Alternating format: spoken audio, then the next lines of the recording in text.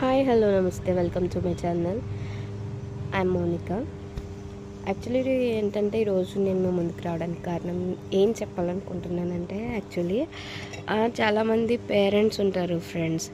వాళ్ళ పేరెంట్స్ వాళ్ళ కుటుంబ అవసరాల కోసం వాళ్ళు కావాలని కాదు కానీ వాళ్ళ కుటుంబ అవసరాలకి కోసం ఆర్థిక ఇబ్బంది వల్ల గల్ఫ్ దేశాలు వెళ్ళడం జరుగుతుంది. అయితే వాళ్ళ పిల్లల్ని వాళ్ళ ఫ్యామిలీ మెంబర్స్ని అన్నీ వదిలేసి వెళ్తారు.